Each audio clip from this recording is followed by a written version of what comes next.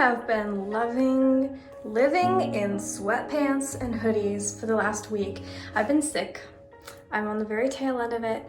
I have a little bit of a sore throat still, and my energy is still kind of low, but other than that, I'm basically fine.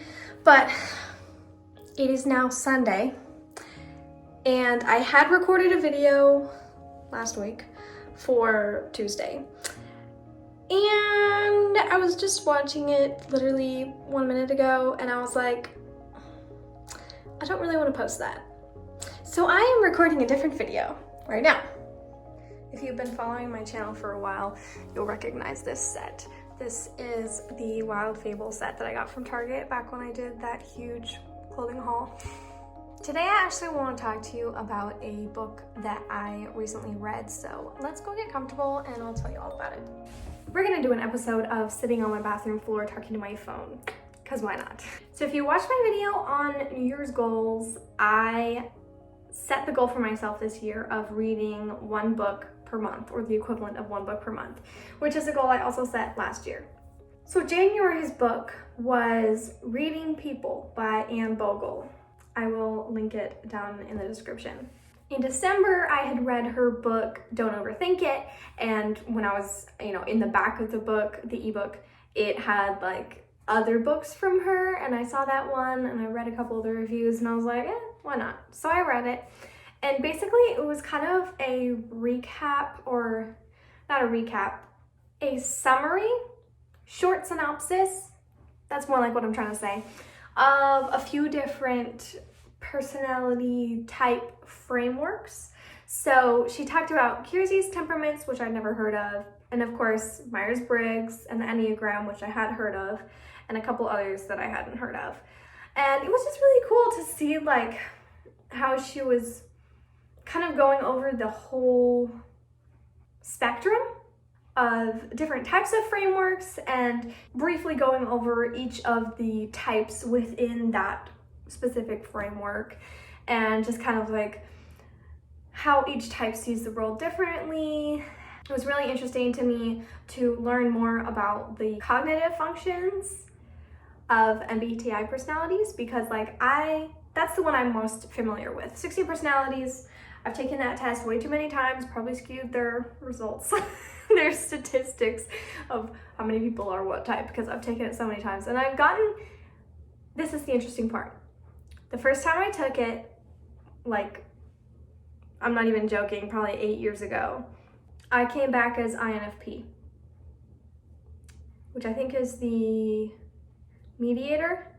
Yeah, at least back then it was the mediator. So two people are having an argument, I'm the person that's making peace, which kind of fit, but not really.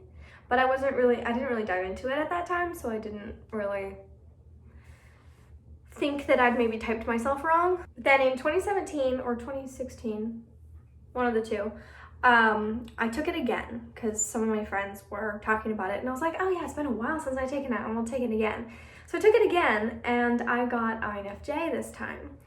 And reading through the description, I was like, there's a lot that relates to me, but the more unhealthy parts don't really relate, which who was I even kidding? I guess it was not a hard time in my life, so I didn't see those weaknesses coming out. So I was like, maybe not. I proceeded to take the test several times over the next several years. I came back as INFJ every single time until this last time when I was really depressed, and I took it and I came back as INFP again. And I was just like, what? But then that doesn't really make sense, because reading through this book and the different cognitive functions, the stack for the INFJ and the stack for the INFP are very different. We lead with entirely different cognitive functions, and some of them, I think 2 of them are the same. I don't even remember which ones they were, but they were in a different spot in the stack.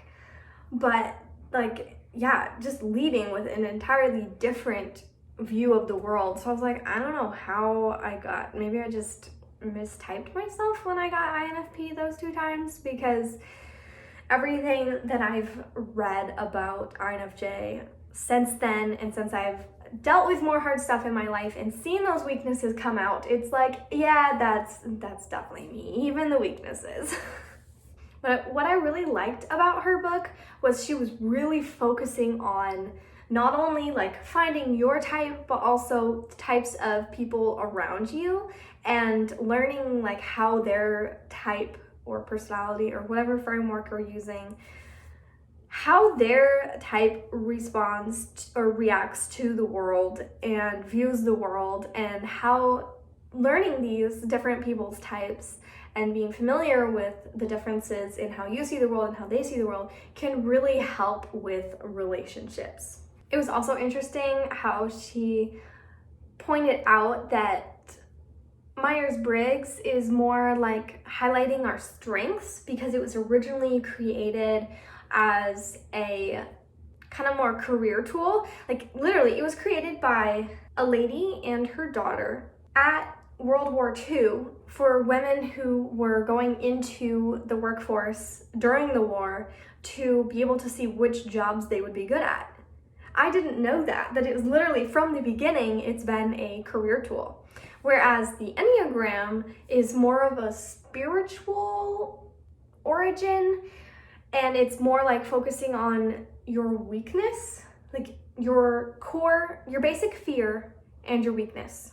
And it was also interesting that she pointed out that with Myers-Briggs, it's usually fairly easy to type yourself and for other people to type you because it's all, or not all, but mostly externally visible attributes that people can be like, oh, you did this, you reacted to this way, so you're a fill in the blank.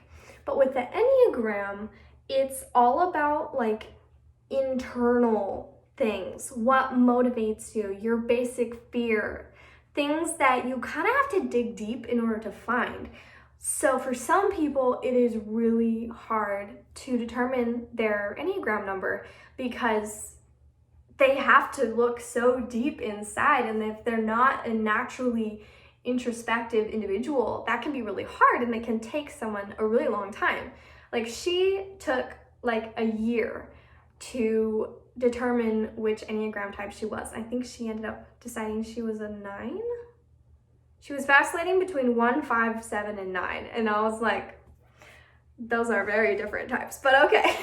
But she did something and it just clicked. She realized that is totally something a 9 would do.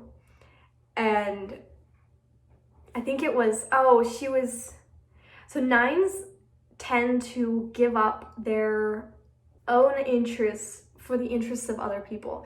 And she had just made this huge sacrifice to be able to make someone else happy. And she was like, that is totally a 9. I guess I'm a 9. I personally am a 4, the individualist. And that is totally me. But the funny thing is, it's not actually funny, but their basic need is the need to feel special. And I was just like, way to call me out, but yes. It totally makes sense. Like, I don't know how many times I've complained to my mom, or like even just thought in my own mind, like, I am not anybody's number one. Like, obviously God is our number one, and no one person should hold that much like weight in our lives as God should. But like, all of my friends have someone else that is more important to them than me, and that makes me feel unappreciated, I guess. So I was like, that is totally me. I just want to feel special, like somebody cares about me more than they care about any other person. Yeah, that's not exactly healthy. I mean, hopefully my husband will care about me more than any other like person on earth, but I don't have a boy yet, so. If you have not read that book and you are interested in personality types and like just relating to people better, I highly recommend. I got it through my online library, but I will link to it on Amazon, and I highly recommend checking it out. It was a great read, and I definitely learned some things, so be sure to check it out. If you guys like these kind of book reviews, I am going to be reading a book a month. So if you enjoy it, please comment down below or DM me on Instagram. I'll have my Instagram link down below. And let me know that you enjoyed it so I know to make more of these in the future with the books that I am reading each month. Thank you so much for watching, and I will see you next Tuesday.